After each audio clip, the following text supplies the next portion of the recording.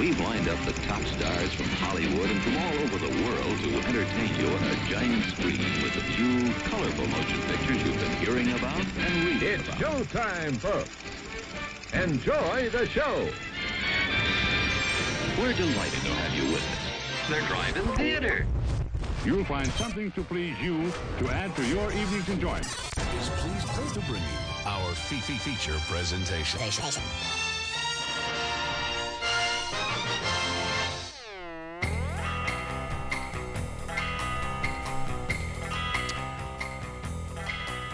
What's up, ladies and gentlemen? It is Monday night. It is 8 o'clock Central Standard Time, or whatever time it is when you're tuned in. But we are the Drive-In Speaker Box. You're tuned in to the best in movie reviews. We used to play film scores like Harold Faltermeyer and Kenny Loggins, but we can't do that anymore because of, we're not on the radio anymore. But anyway, can't do that. I know, it's no fun. But I'm your host, the Boom Operator. I'm the Grip. And we're going to be here for the next hour talking to you about movies and stuff. If you didn't catch the title of the show, I'm pretty sure it's obvious. We were talking about it last week. We're going to be talking about it this week. We're talking about Top Gun Maverick. Finally. I know. After 2 years of waiting, we're going to be telling you our thoughts on this several decades in the making sequel. But before we get into that later in the show, we're going to tell you some stuff that happened this week, because that's what we do. If you're new to the show, if you're downloading this podcast wherever it is you download your podcast, and you're like, okay, how can I get in on this action? You can always check us out on the live stream, which Vince over on Twitch is already in the chat. I can't tell if he's like making jokes or not, but Playing with the Boys is a great film song. Yeah, Kenny Loggins, dude. Yeah. But yes, you can check us out on Facebook, Twitch, and YouTube. We do this live. No editing, straight off the top of our dome every Monday night at 8 o'clock Central Standard Time. So make sure you like and subscribe, support our channel. It helps us do this. So anyway, I think we should just start with the sad news. Because there was a death in the family. Ray Liotta, man, he passed away this week. Not super old. He was 67 when he moved on, or whatever. I mean, what's the word? What do we just say? He died? Like, what are you supposed to say? I don't know what the proper thing to do there is. Yeah. I don't know what anything's proper anymore. But Ray Liotta, a lot of people knew him from a lot of different things, being generally like an angry sort of urban guy. Like he played angry urbanite pretty well. Like, kind of, sometimes he was a mobster, sometimes he was just an angry guy, but he was just generally an angry, like in Wild Hogs, that was his character, was like angry guy. Yeah, he's the angry one. Yeah. Just as Vince says on Twitch, it's just intensity. He was very, very intense guy. But anyway, so Ray Liotta, he had a really big career to sit and talk about all the, he was. It'd be hard for me to go, what's your favorite Ray Liotta movie? Because he was never like the forefront of anything. He was just an amazing supporting guy.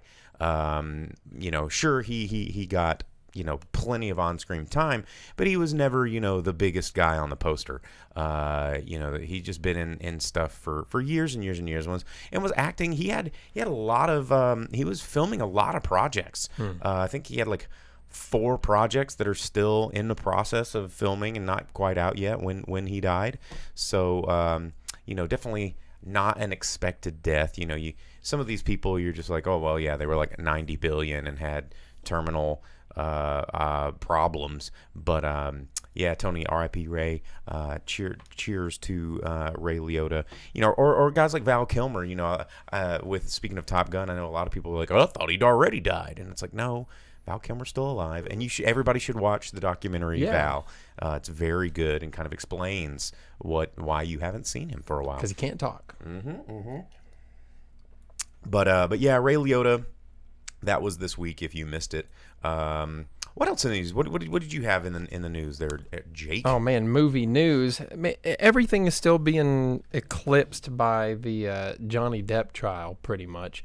So it's hard and to find Thor stuff. Yeah, well, that was one thing. There is the new Thor trailer that came out, which is showcasing Christian Bale as Gore the God Butcher. So you get to see who the primary villain in it is now, and it's Batman. So you have Batman coming to fight Thor, and his whole thing is that he kills gods because he's upset about them. So yeah, you have that. More of that to look forward to if that's your thing, and it comes out soon, like June 12th. It's coming out pretty quick. Couple of weeks. We've got to get through Jurassic World, which is coming out not this weekend but the next. New trailer for it too. Yep. More dinosaurs. Yeah, did you see that? Yeah, so many freaking dinosaurs. They finally have some dinosaurs eating people in the trailer and stuff. Some more dinosaur attack. I like how they tried to almost recreate the hilarity of the toilet eating scene, because I mean everybody knows that, like, the guy that you hate sitting on the toilet with his pants down getting eaten, that's like one of the best thing. But then there was the guy on like the Moped. VO scooter or whatever getting eaten. Yeah.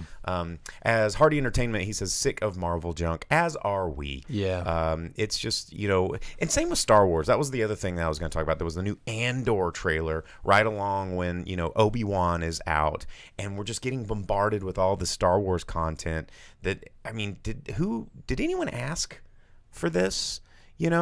I mean, I feel like Disney, Marvel, Buena Vista Home Entertainment, Disney Plus, these streaming services are just like, okay, there was a character that I think somebody liked for like a second, so let's make 14 hours of content about this character because we need stuff. Out of all the characters of Rogue One to make a spinoff for, why him? What about Donnie Yen? Honestly, I thought Rogue One, I mean, if we're going to be talking Star Wars stuff, I thought Rogue One was a pretty good addition to the being a new movie but still holding true to the old style and taking a snapshot. It's like, I don't need a sequel. I don't need more of these characters. A lot of Bothans died to get us information. We already knew that they were going to die, and everybody's like, well, I was kind of bummed out that they all died. They're not Bothans. Bothans are like a horse face thing. But you know what I'm talking about. The whole movie was predicated upon one sentence where they were, or what was their name? Mon Mothma was like, everybody died getting us this, so it's good intel, so let's not waste it. And then we get a movie that shows everybody dying getting this intel, and it was like, no, we want more of that. It's like, no, sometimes can we just like let something be sacred? We don't need an Indiana Jones 5. Just let it be sacred. Let it stop. And there's news about that. There's all these production clips coming out. Oh man, there's so much of that. Yeah. Speaking of 5, Lethal Weapon 5 has also been talked about recently. Quite literally getting too old for this shit. Mel Gibson confirmed that it's still happening. He's still going to be the director. They just don't know when it's going to happen. Be even more white, angry, and racist than the last handful of movies he's been in. What was that assassin movie where he was like a super fat racist dude just going around killing everyone? Or was he Santa Claus? There's a Santa Claus movie where he plays Santa. Yeah, the fat man. Oh my gosh, yeah. It was not bad. I didn't. And there's that movie where he's like the dude out of prison. He's tattooing out of his trailer, and he meets his estranged daughter, and it turns out he's like a biker dude. Yeah. And he has to fight all these like biker dudes coming after his Mel Gibson style daughter. That was a good ass movie. It wasn't bad. He's in some not so bad movies, but what? Despite being crazy. Getting away from the 5 for a second, but going back to Disney and who is this for? Live action Pinocchio teaser.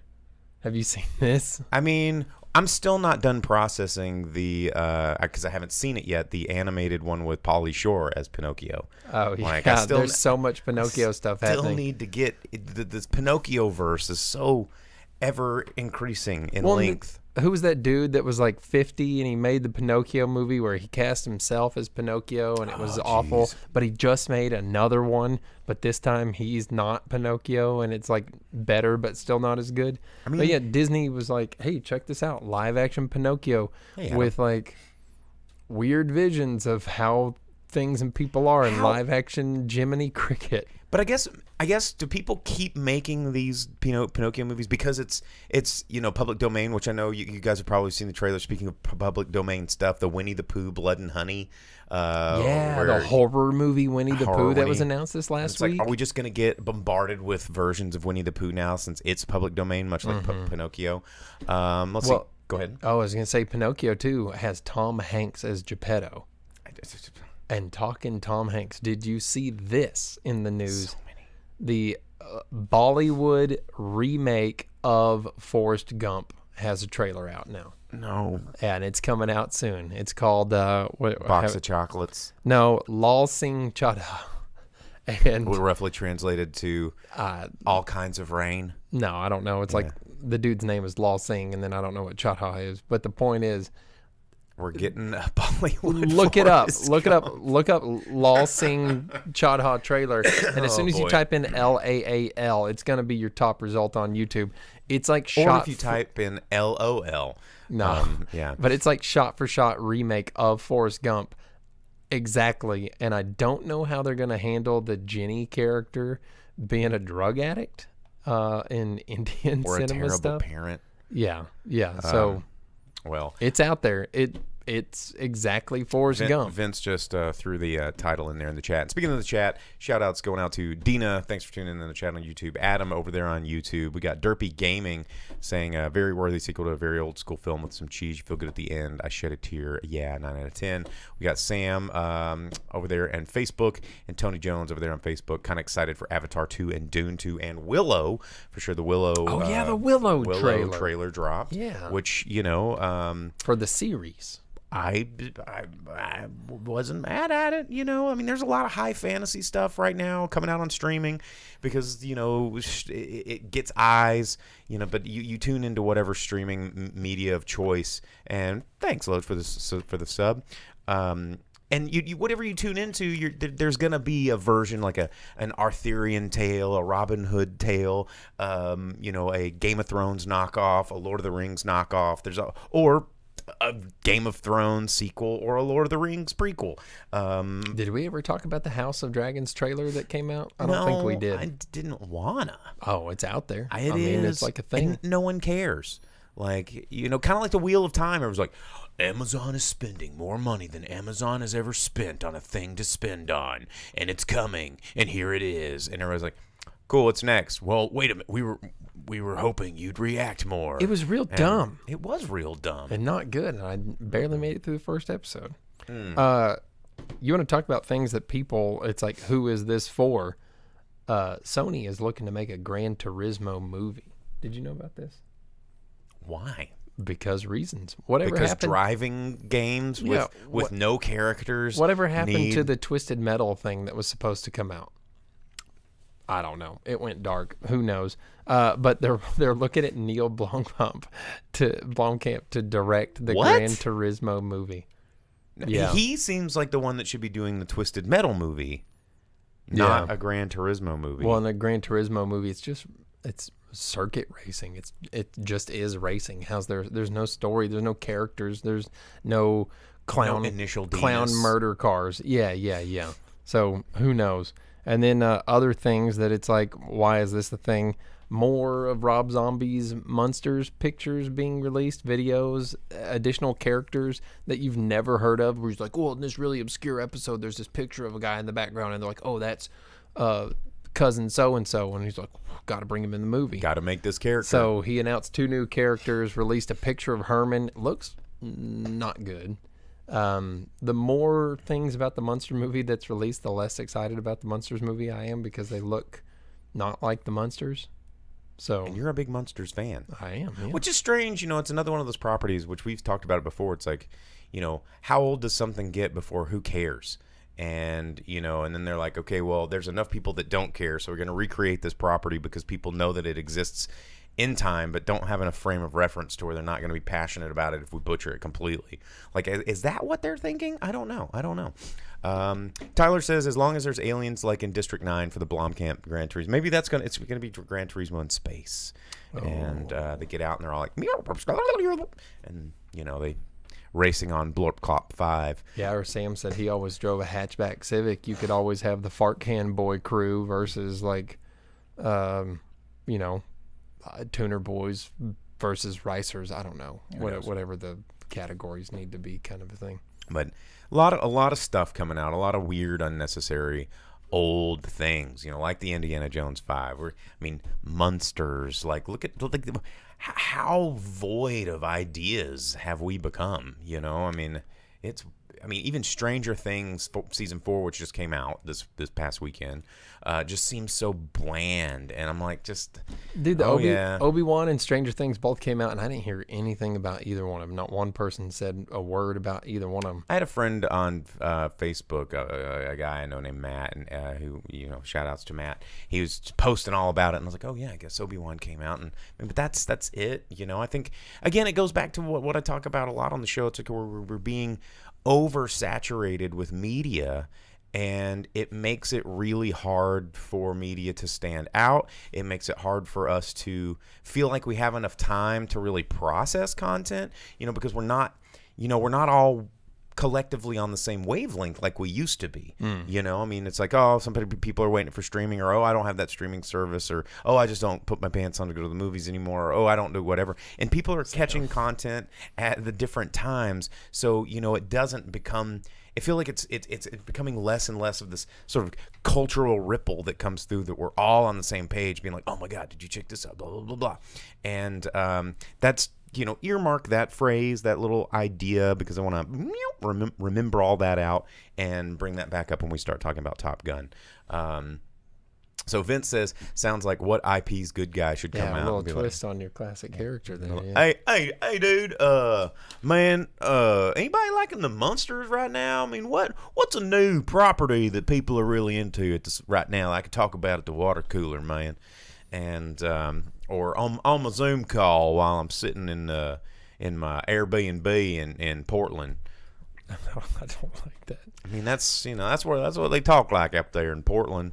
Anyway, Dina says all she's been hearing about is the new Stranger Things. I watched the first episode today, you're running in. and it was just like D&D boners. And I play D&D. I've played the same campaign for 4.5 years now.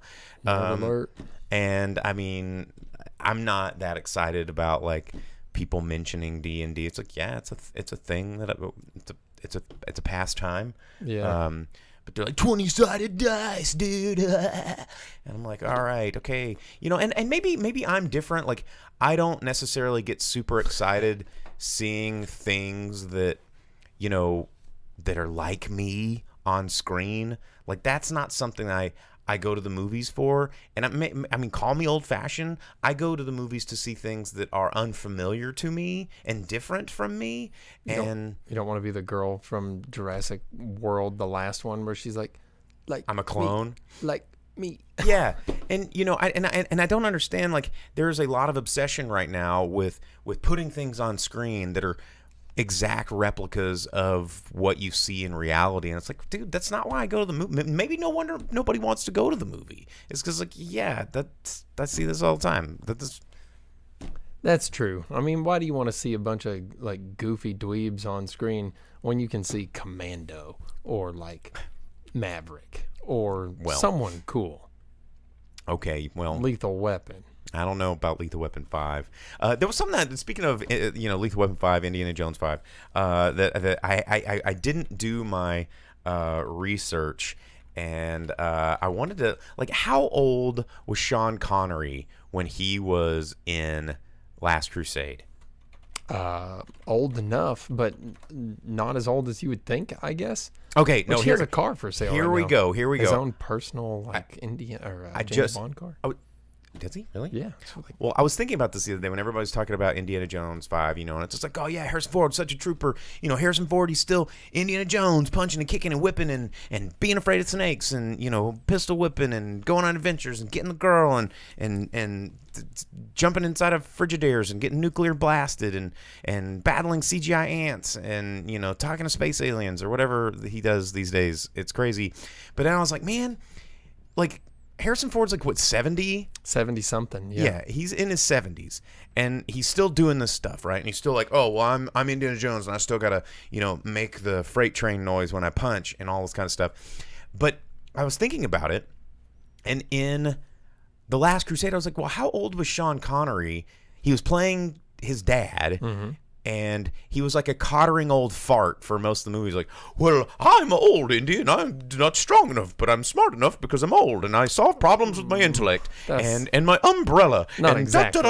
Have some tea, Indy Jones. And, and he was just like an old dude with reference to, I bet he was a badass when he was younger. Turns out he was only 58. He was 58, and he was playing, like, I'm too old for this, so I'm going to use my old people skills because I don't have young people skills anymore.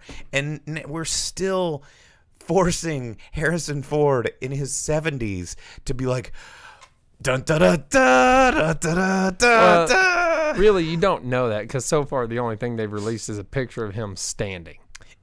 Which I'm impressed by. I mean, yeah, after having Millennium Falcon fall on his leg.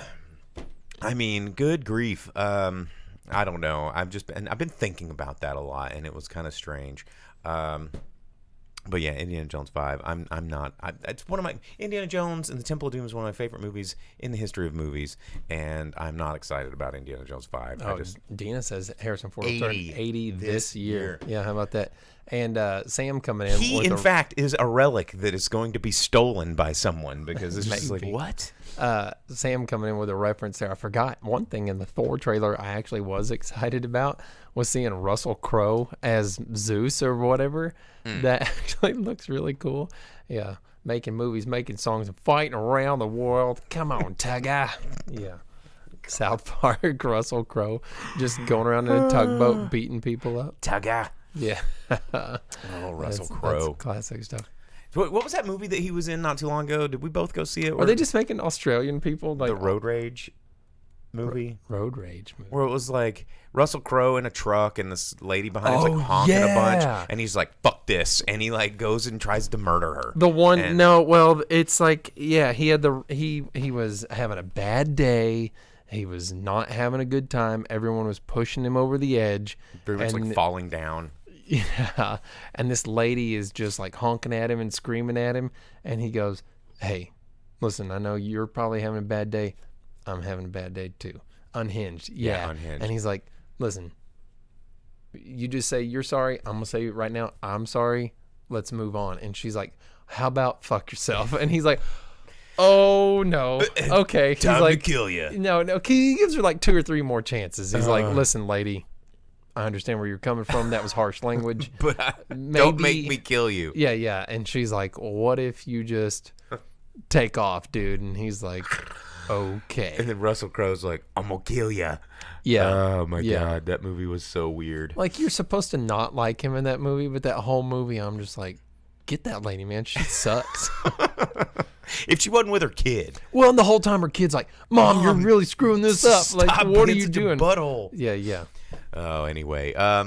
Yeah, so Unhinged. Russell Crowe in the Thor movie. The Thor movie, I can't remember who said it in the comments. It might have been Vince. Might have been he's getting old too. Hardy Al. It might have been, I can't remember who said it, but sick of them turning everything into straight comedies.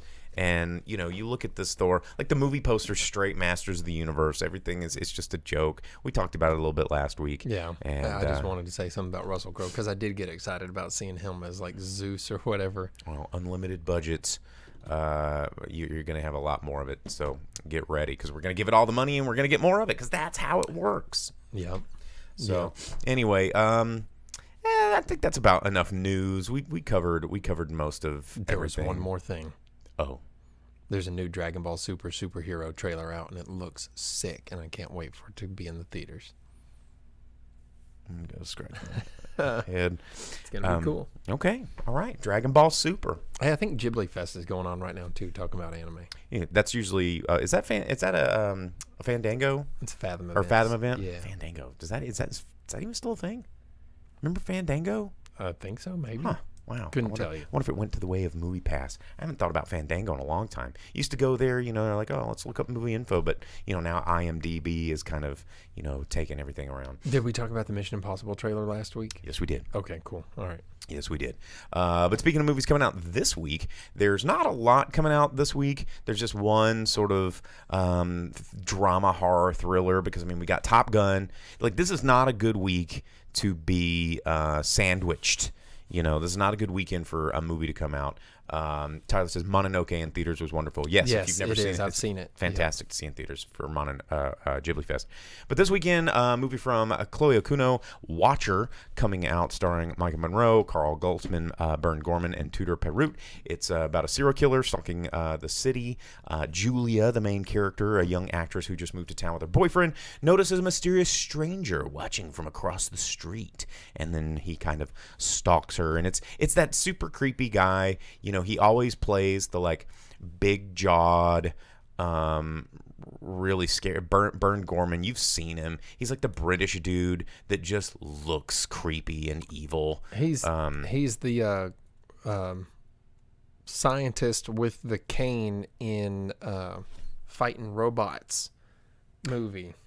Oh, Pacific Rim. Well, he's generally a guy with like some sort of physical whatever, and he's angry a lot. I think he was in what was maybe The 100 or some science fiction show recently. He's always a butthole because he's just got this intense face about him. But anyway, he's the bad guy, and he always plays a good bad guy. But that's it. That's all that's coming out because we got Top Gun that's still flying high, and the week after, we've got Dinosaur Fest coming out. So, buckle up for that. But that's it. That's really all that's coming out nationwide this week. So, not a lot to look forward to. If you didn't catch anything that's in theaters, you got one more chance, before Top Gun just drops a bomb on that thing. And, let's see. What's going on in the chat really quick? Sam says he prefers Mundane Stranger eating premium crackers and reading People magazine. Tyler says that one looks cool. Yeah, it's going to be out there. You could check it out. Called Watcher. So, okay. Well, now that we got all the new news out of the way, let's talk about the Top Guns. The Top Gun, the Harold Faltermeyer, the Kenny Loggins, all the stuff that you've been waiting for. What? This is Vince just calling out our up and comers, man. Sean Connery and Harrison Ford, Tom Cruise. Oh, it's just all the old guys. It's old 80s Hollywood coming back, taking over. Because we haven't really cracked the code on how do we make new dudes. This is the Doom style Kenny Loggins. We got Top Gun Maverick. The movie opens with this, right? It opens with the same splash screen about like in the 19 whenevers, like the government decided we needed to put smart buttholes in a pilot academy and get them all jazzed up on their own like badassdom and put them in training. Hits you right away with nostalgia porn. Oh, it's dude. like, what's up, dude? We know why you're here. Check it out. And you're like, yes, because it's instantly you're in Top Gun again. But it's like, here's a little tweak. And, yeah. Planes are a little bit newer. The crew's a little more diverse. There's Lady Gaga's in the credits. Yeah, I saw that. It was like music by... They're different. Harold Faltermeyer, Kenny Loggins, right Hans in the Zimmer, middle. Lady Gaga. Yeah, it was like, what? And then it turns out it's like a single song at the end of the movie. But I was like, what? Yeah, it's like, that's not Giorgio Moroder. Where was the Giorgio Moroder in this movie? That's what they needed. Yeah, they did. But yeah, it instantly opens up with nostalgia. But they do it almost the entire movie. It's done correctly. There are definitely glaring parts of nostalgia porn where you kind of roll your eyes. You're like, okay, like we get it. We know why we're here. You know why we're here. But is that necessary? But most of it sticks true with the opening of the movie being like, yeah, check this out. Top Gun. You immediately are sitting in a theater. I went and saw it in IMAX. And it's like, you know what you signed up for. And Sam just said in the comments, and it's funny that he said this was because I wanted to mention this. He goes, "Was the plane hard to land like in the Nintendo game?" Spoiler alert. Spoiler alert. They included the hardest fucking part of that Nintendo game in this film. Like, yes. And that's what I thought. I was like, oh, dude, it's the Nintendo games part right here in the movie. They know. They understand. And, I know a lot of people came out of this theater just like sporting giant flagpoles in their pants. So just like going, dude, like I bought the ticket, at the ticket counter, and the guy was like, Top Gun, huh? Yeah, it's probably the greatest movie I've ever seen in my life, and I've seen it twice. And I'm like, okay, calm down, guy. And then I'm at the concession stand, and then if somebody's like, I'm going in to see Top Gun in Atmos the second time because I didn't see it in Atmos the first time. Man, when you told me you were watching it in IMAX, I'd already bought my ticket for the regular theater, which comes up with Vince's question if you should see it on IMAX or just at the standard theater. I wish I would have watched it in Atmos. I almost returned my ticket and bought an Atmos ticket. I was like, should I? I kind of wish that I would have. Well, as Hardy Entertainment, he says Hans Zimmer did the score. He did the modern version. Of course, they incorporated elements of the classic, original film score, and then Hans bringing in, and who better? He does really great, big, heavy, intense orchestral pieces that I think fit with this sort of action-heavy film. And this movie, while I really enjoyed it, is not a great movie. What? I know. What? Because it's a good movie. No, it is a great movie, but it's not a great movie. It is, and remember what I was talking about earlier in the show? Like, boop, pull that little idea out, and remember what I was going to talk about is this movie is why theater movies exist. This is a phenomenal theater movie. This movie, I would never watch it on streaming. Yeah, I'd be bored out of my mind. You need to watch this movie in the theater for sure.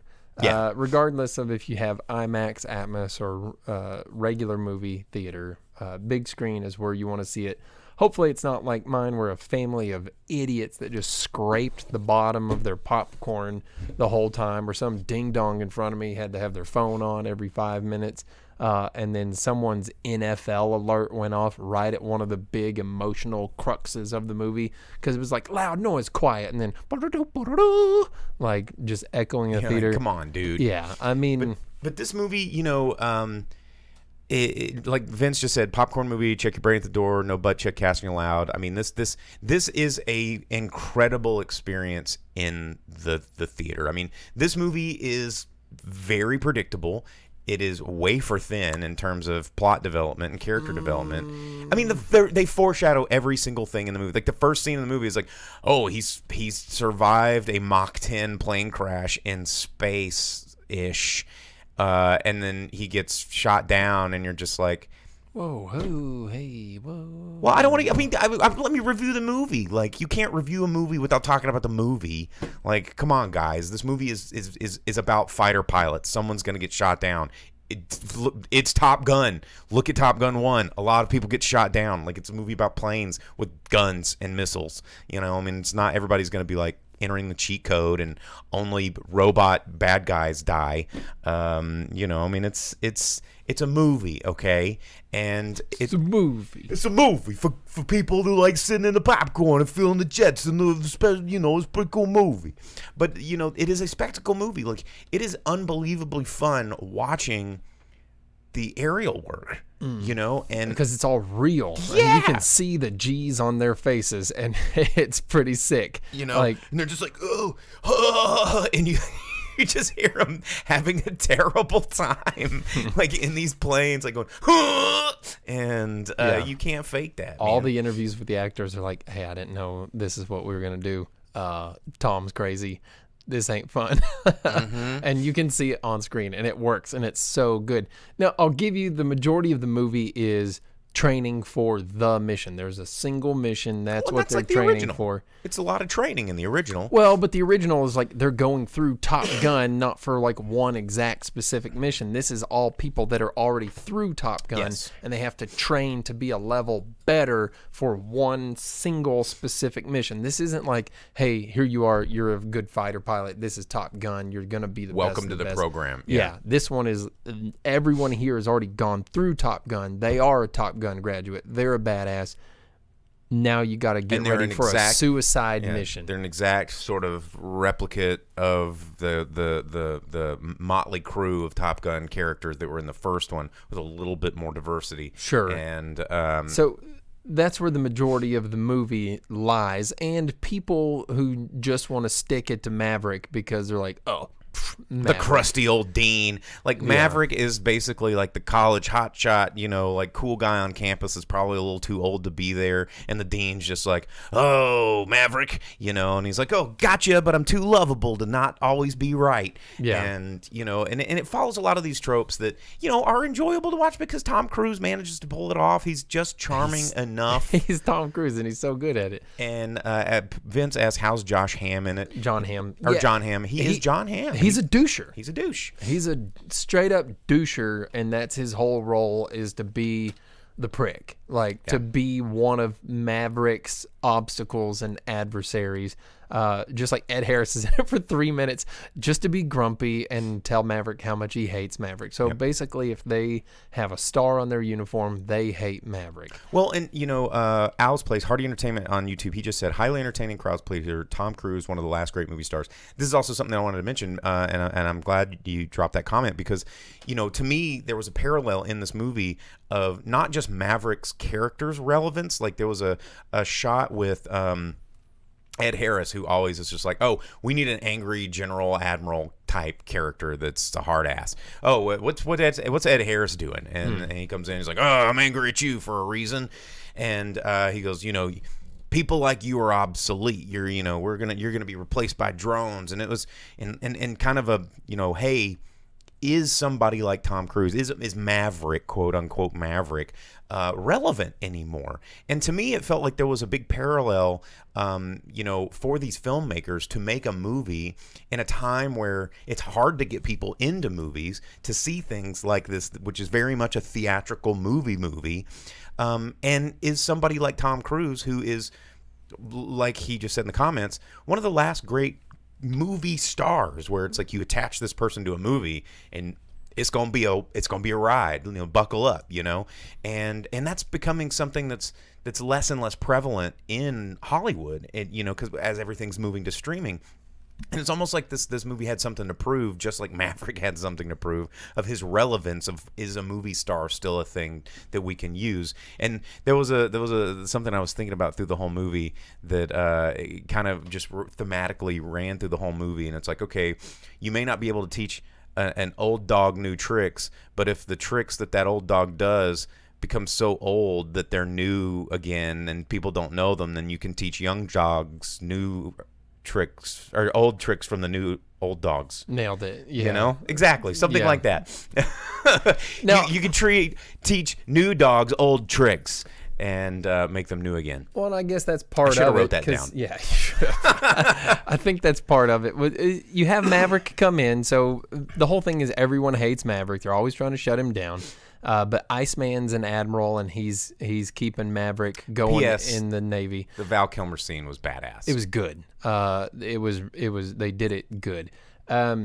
So you have Maverick returning to Top Gun. He's being told he has to be a teacher. That's his only choice. Otherwise, he's out of the Navy. He comes in and he teaches all these kids.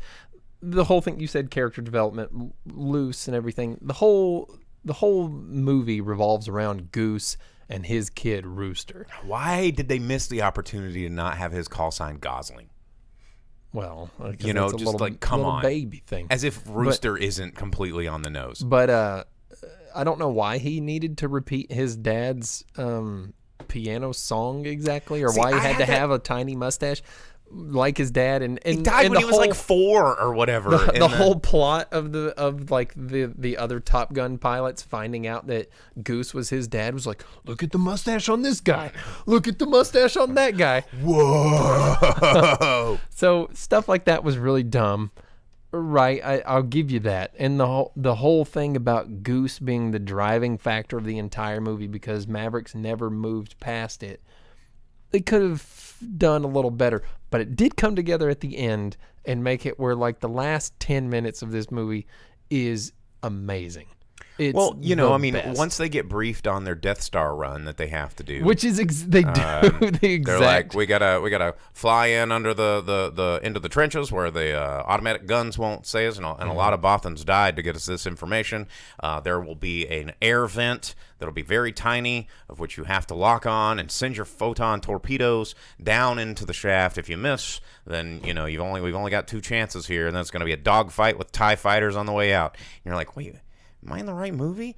And then they did, stay on target, and instead of Obi-Wan, he's like, talk to me, Goose, and it's just, and instead of be like, use the Force, the Rooster, he's just like, don't think, just do. And a lot of Star Wars parallels here. Not that that's a bad thing. I mean, Star Wars wrote the book on canyon fights, and it was cool then, and it's cool now. The whole build up for the movie does work for like when the mission happens. It's sick. Everything about it is good. I liked it. My question. They did the nostalgia part right. And my question is, we live in a time where movies are global, our economy's global, everything's on a small scale, and nobody wants to piss anybody off. I mean, there's already been movies where, China was mentioned in a way that pissed off China, and they had to re-edit entire movies because they were like, oh man, it's not going to air in China because China's pissed that we said, they did this thing. And, in the original Top Gun, we just fresh out of the Cold. I mean, the Cold War was still technically going on. Really big tensions with Russia and Korea, and it's very obvious who these fighter pilots were training to go fly things against. But in this movie, it was just sort of like a very well-funded rogue organization nation that has nuclear capability, and they're all wearing like black, G.I. Joe Cobra helmets, and there's nothing that really just screams Russia, China, but they're like, nope, it's just very well funded, not affiliated with any government or country except for they have fancier weapons and tech than we do, so we're gonna fly these jets and then find this very conveniently parked F-14 to Don't give away this is the dumbest part. It's the dumbest part of the whole movie. It was no. Yeah, it was no. It was just... No, I liked it. I was like, yes. Dude, I was so stoked about the whole thing. Why do you give away the fun part? The F-14 part. Yeah. I didn't know they were going to end up in one. How could they have not? Like the whole movie was like, we're going to drag this old fossil out. Oh, well, we just conveniently find even more old fossils to drag out and show that they still got life in them after all. And it's like, geez. Like, you could have got a helicopter or something, dude. Like, and it was just all perfectly hooked up, this literal museum piece that was just flying like a helicopter, fueled totally and ready to go. And it wasn't fueled and ready to go. They had to fuel the plane. Hooked up listen, we're giving away pumps. We're giving away the whole and all thing. they to flick a switch, and it was just like, boop, systems are go, and then they're just I wish they would have done it. That's the one thing. That would have made it cooler if like the cassette tape was still sitting in the cockpit deck. So you only get Danger Zone at the beginning of the movie. There's your big spoiler from me, unlike Mr. Give the whole plot away over here. The plot? It was huge nostalgia bait happens. Like, sorry that's a spoiler. I had a lot of fun in this movie. And I'm pretty sure everybody that's watching the show's already seen it, because if you looked at the box office, everybody in America on America Weekend saw America the movie. Yeah. Well, the only thing that could have made it better was more Kenny Loggins. There's only a small sprinkle of Kenny Loggins at the beginning of the movie. They're like, yeah, we know you want to hear it. Just get it out of the way, and then you never get to hear it again. You don't get playing with the boys. Even though they did a shirtless beach sports scene. Yeah. They're just like greasy greasy, very pent up sexual aggression, and that's the thing that is actually different from the original movie. And see, Hardy Entertainment, he's seen it twice, so we can talk about these scenes. I would watch it again. And you know what though, I think they did do a good job of Maverick, since he was the title character. They made him a character that had lived life since then. There was people and things that he had interacted with, accomplishments he had done outside of the chicks he had banged. Yeah, exactly. And and they had it where it's like Maverick is like a living person. He's had things happen in his life. So even though he holds on to the whole goose thing, and that's like, even though it was a one last job scenario, that's not like he was like, yeah, I'll do it, one last job. Like, it wasn't his choice. They're like, hey, here's the deal, man. This is all you get, or you don't get to fly anymore. He's like, I gotta fly. That's who I am. Gotta go fast. Yeah, the fastest man alive. Yeah. Ricky Bobby of the sky. But so as Sam asks, it's like, where's Top Gun on the pants-worthy scale? No, put some pants on, put bro. some pants on. Like, I mean, I can talk critically about parts of this movie that I think deserve some critical conversation, and not like say that don't go see this movie. At the end of the day, this is a great movie. Go see this movie. This is a fantastic movie. Do not do this movie a disservice and watch it on streaming. Just like Dune. Like, when you slept on Dune and didn't go see it in the theater, you did this movie a disservice. Like, this is a movie specifically and like handcraftedly made for you to have a theatrical enjoyment. And even to being like in memory of Tony Scott. Like, they really wanted to capture what guys like that were doing back in the time of this original. I mean, it was a little less sensual, sweaty, and of the time, but I think that's just a reflection of where we are right now, and the cultural snapshot of 2022 is a little odd, and it doesn't necessarily have a very hard set thematic tone. Let's see. Tyler says needs the theater for sure. Vince says do not wait for it to go to streaming. Yeah, do not do that. You definitely need to go check this movie out while it's in the theater. Go see it in IMAX. Like, especially if you have a legitimate IMAX. I don't know if it's going to be playing again this next weekend at our drive-in, but that would be a fun. They had Days of Thunder. Where's my Days of Thunder hat? Like, I should just be, as I drop a Deadeye head out the back. Like, I'm just put my gotta go fast. Put my Days of Thunder hat on. Yeah. This is a contribution from one of our viewers. Shout out to Logan. Thank you for the Days of Thunder hat. But now, I went into this movie with big expectations, very excited about it, and it lived up, and I had a good time. So if we haven't ruined it by telling you everything that happened in this movie, pretty much, except for the love subplot or whatever, definitely make sure you go watch it. It did not disappoint me in any way. I did roll my eyes a couple of times at the nostalgia stuff, but the Great Balls of Fire song was a little much for me. The beginning did it pretty well, and the ending did it very well. There's some parts in the middle where you're like, come on, man. And the whole goose rooster thing levels itself. It finds itself at some point and makes it work. It does. It does work by the end. At first, you're like, this is dumb. I don't like it, but it makes itself work. Yep. And it ends up being Vince good. On Twitch asks, since everyone's seen it but me, can I talk about a spoiler I was mad tweeted on opening day? Sure, go for it. Hit it in the comments. We'll touch on one that. Other fun thing, you don't have to stick around for the credits at this movie. There's no stingers. I did, just because I'm a credit watcher. Oh yeah. And at the end, if you want to actually hear the Top Gun theme, it's the only time you actually get to hear it, because they never play the Top Gun theme. They have it incorporated into new takes on it. But if you want to actually hear Top Gun music, well, at the end of the credits, there was literally someone in my my theater that was like, "Where's my end credits scene? Oh man!" And he was like, kind of genuinely thinking he was going to get an end credits scene. Like, that's kind of an exclusive Marvel thing. No, there's too many movies that do it, man. Well, it was Marvel's the only one that does it always. Oh, always. Yeah, I mean, it's they're the buttholes that started that. But Vince says it was a story about how they got Val Kilmer to speak in the movie with a computer. Yeah, they recreated his voice Yep. using a computer, so he was smoother at talking. Because I remember watching it in the theater, and I was like, oh man, they got him to speak really well. Yeah, and he must be doing better. And then it turns out they used a computer, but it's done. It's tastefully. It's Yeah. done tastefully. That was a big thing that Tom Cruise wanted to make sure that if he was going to be doing this, that Val Kilmer was going to be incorporated in this in a tasteful way, and using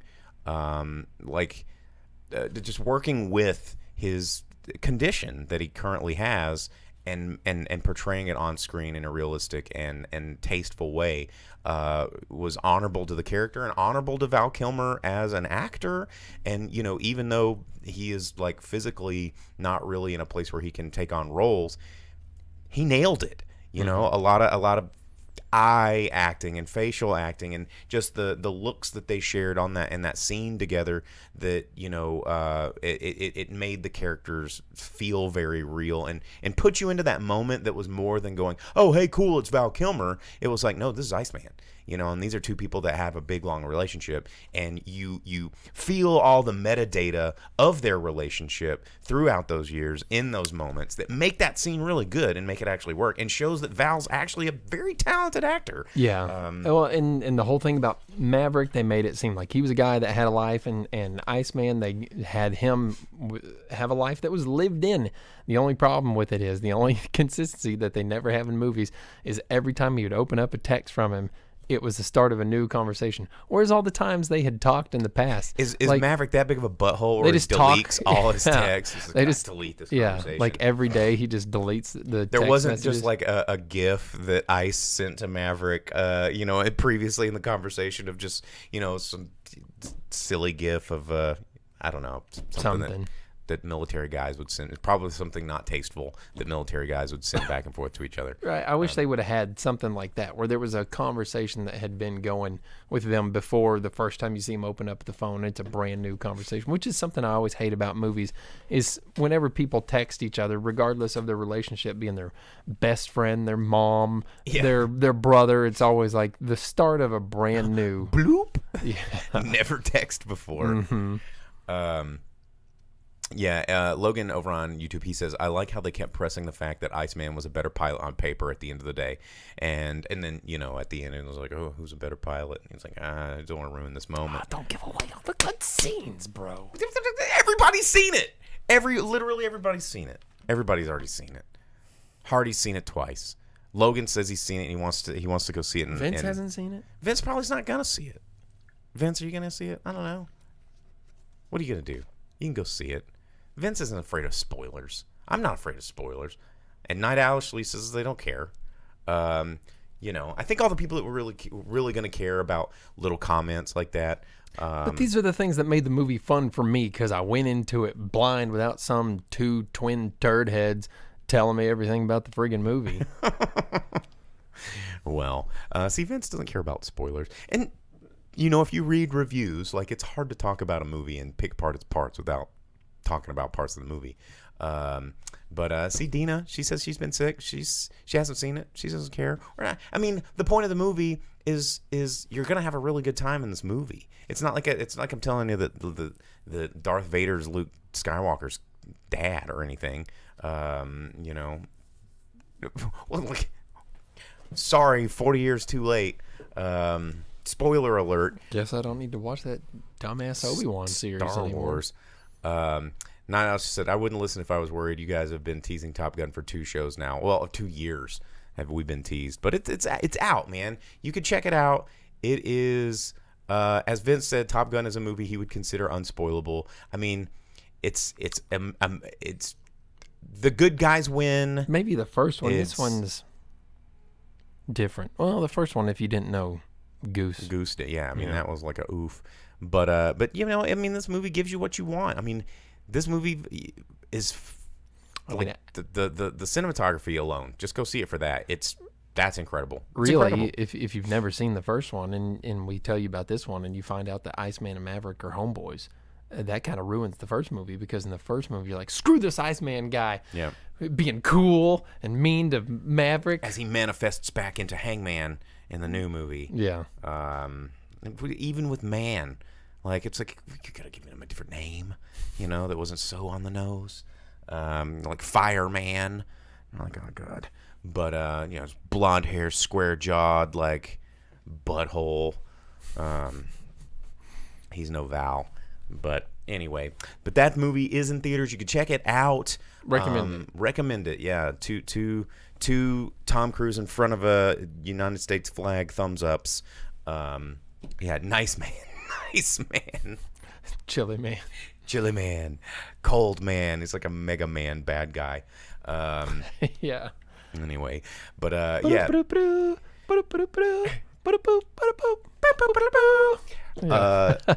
I wish they would have introduced all the Top Gun pilots as like Mega Man, like in the. Well, they did the '80s ending, the Predator ending that I always talk about, which got one of our videos blocked because I played that clip from the end of Predator, and then whatever company owned as Fox, I guess. Kill me now. Well, you know how at the end, in the '80s, there was a lot of movies that in the credits, instead of just rolling the credits, they showed pictures of the characters on like.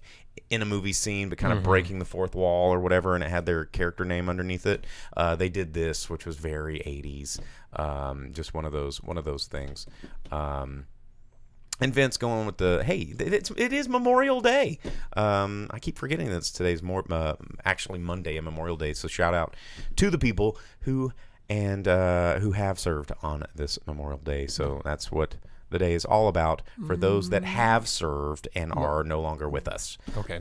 Yes, that is Memorial Day, because we are memorializing their sacrifice. But actually, I come from a big military family. I'm the one that didn't militarize. Dad was actually in the Navy. I've been on an aircraft carrier. Those things are enormous and huge. I have seen a plane take off on an aircraft carrier in person as a child, and it is terrifying. Like the scientific impossibility of that giant, like the impossible buoyance of an aircraft carrier. It's like a Walmart that floats around and airplanes take off on it. Like, it makes no sense. Like, it should not exist. Like, things that fly are like, yeah, I get it, that flies. How is this floating? And it's pretty impressive. It rides on something like that thin. Yeah, and just bows out. And my uncle was 25 years Air Force. And granddad was in the Army. Just had, though, I have an uncle who was a Navy SEAL. Just all of these, and I'm the one that's into art, and that's me. So the pacifist of the family. What are you gonna do? That doesn't believe in guns. I'll still go watch Top Gun because it was a fun movie. Okay, well, let's. Night Owl just said it is terrifying. My dad and granddad were also Navy. Those carriers are huge. Yes. Tyler says, "What are our call signs?" Well, I'm boom operator. I'm the grip. Yeah, there you go. Those are our call signs. Been our call sign for years here on the show. So boom. Slick doggy doesn't fit on a helmet very well. Just grip. Anyway, all right. Well, let's hit that box office total. We'll give you the Memorial Day weekend total because that is what happened. The Memorial Day weekend is, well, do you want to do Memorial Day weekend or just the regular weekend? What do you want to do, Jake? Whichever, man. It's gonna probably be same rankings either way. Well, everything got like an extra big boost because a lot of people went to the movies this Monday, which is pretty abnormal for a normal week. People normally don't go to movies on Monday. Well, yeah, do that one because Top Gun, they're like new records for a movie released on Memorial Day. All right, well, we're gonna do the Memorial Day weekend totals, May 27th through today. So what has been reported. So Night Owl just said theater was packed to the hilt today. Vince said thank you for not saying anyway, there we go. We said it. But okay, we're going to start with the number 10 movie in America. We're going to move our way up to number 1. That's how we do it. And these are only domestic totals, U.S. Totals, because that's how studios greenlight things if they make money here. So here we go. Number 10, take it away. Number 10, a movie that I've never heard of. F3, Fun and Frustration, brought in $1.19 million in its first week of release, only in 400 theaters. probably why I haven't heard of it. I'll have to look into that one. Number 9, in its second week, Men, which you reviewed last week, brought in $1.5 million this weekend, bringing its full box office total up to $6.27 million in the U.S. Number 8, Lost City, still hanging in there. In Somehow. its 10th week, Ow. it's still out there. Brought in another $2.3 million, bringing its full domestic box office total up to $102 million. Doing pretty good. 7, also still in there in its 8th week, Sonic the Hedgehog 2. A lot of going fast in the theaters this week. Brought in $2.98 million this weekend for a total of $185.5 million in the U.S. So Sonic doing good. Sonic 3, they are talking about in the news all the time. So we'll see where that one goes with Shadow. Number 6, Everything Everywhere All at Once, also still hanging in there. This is amazing because everyone thought it was like, well, it's just going to go away. 10 weeks. Yeah, 10th week of release, $3.2 million, bringing in a domestic total of $57.5 million. So doing a lot better than people started to give it credit for. So that's awesome. Good job, Michelle Yeoh. It's a great movie. Number 5, The Bad Guys, in its 6th week, brought in $5.5 million, bringing its full total up to $82.3. Number 4, Downton Abbey, in its 2nd week, brought in $7.2 million. So its domestic total right now just under $30 million. I want to see what its international totals are sometime, though, because that's one of those things where it's a... looks like it's brought in 40 overseas. So okay. Total worldwide of 70. Yeah, so not doing so bad. And I'm sure that's one of those things where as soon as it goes to HBO, which is like where a lot of people watch the series, you'll be seeing a lot more people viewing it. I'm sure it'll get plenty of its money back. Number 3, opening at number 3, the Bob's Burgers movie. I wanted to go see that today, but I just got so busy, and I didn't get to go see it. But I've heard it's cute. Sure, I imagine it probably is. Brought in $14.8 million for its first week. Pretty good opening for something like that. So. Yeah, not so bad. It's only in 3,400 theaters compared to number 1, which I'll tell you there. So easy to see that it's not quite the popularity of some of the other things out there. Number 2, Doctor Strange, in its 4th week, brought in another $20.5 million. It's a good 4th week. Yeah, it is still killing it. I actually just read that it passed some other movie to be the top grossing movie of 2022 so far. I mean, so far worldwide, it's gotten $872 million. So yeah, doing very well for itself. How about that?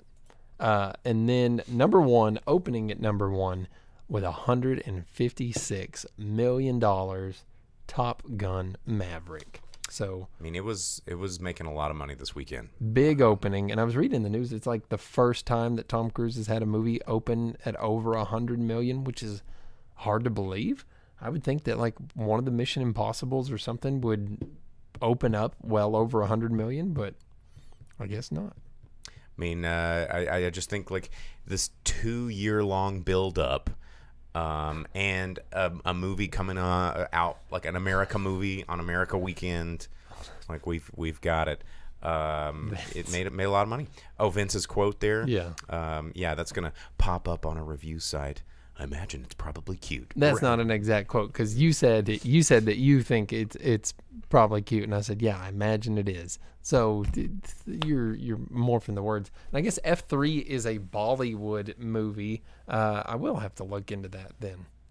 We'll see about it. But yeah, number if 1, we can find it. Top Gun, killing it. And it's in 4,700 theaters. So. Yeah, 1,300 more than Bob's Burgers. As Vince just threw in there in the Twitch chat, it's Tom Cruise's biggest opening weekend of his career. So, yeah, dude, because he's like, what, a year away from 60? Maybe. 59? You know what was fun, too? Tom Cruise and Jennifer Connelly both being on screen together. You had Legend and Labyrinth on the screen at the same time. Well, yeah. How about I mean, that? it's pretty cool. Pretty cool. Jennifer Connelly's pretty cool. I've always thought she was pretty awesome. Very talented lady, but and a great career. She chooses really cool roles most of the time. But anyway, that's our show. We are out of time, guys. Thanks for tuning in. Don't forget to. Up-and-comer Tom Cruise will be 60 in July 3rd, so right around the corner. And of course, you get classic him running. Like, he always has to have a scene where he's doing, like, letting everybody know how good he can still run at age 60, and he can. He can run better than probably both of us put together on a good day. Yeah. You know, but he's crushing it. It's like, I want to look like that when I'm 60. But anyway, Tom Cruise. But thanks for tuning in. Make sure you like, subscribe, share this with your friends. Tell them to watch the Drive-In Speaker Box. You can subscribe to our Facebook, our Twitch, our YouTube. You know, you can tune into the things live. We record them live. All these people that we've been talking about and referencing and reading their comments, you can be one of those people. So don't be afraid. So if you're just tuning in on the podcast, wherever you get your podcasts, remember next week, set your calendars, Monday nights, 8 o'clock Central Standard Time, or allow those alerts if you subscribe, and you can just get that phone and say, pull over. It's time for the Drive-In Speaker Box. So anyway, you got anything else there, Jake? I think that's it, man. Nothing for you. Okay.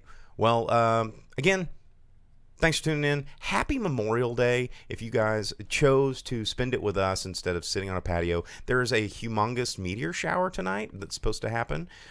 Midnight our time, 1 Eastern, and figure out how time works if you want. Oh, yeah, wherever it is you are. But again, we will catch you next week. I don't know what we're going to see next week. I might go see Watcher or Bob's Burgers. You're going to try and check out Downton Abbey. Yeah, we'll see if we can find a Hindi movie or something. So, all right, well, we'll see you guys next week. Bye.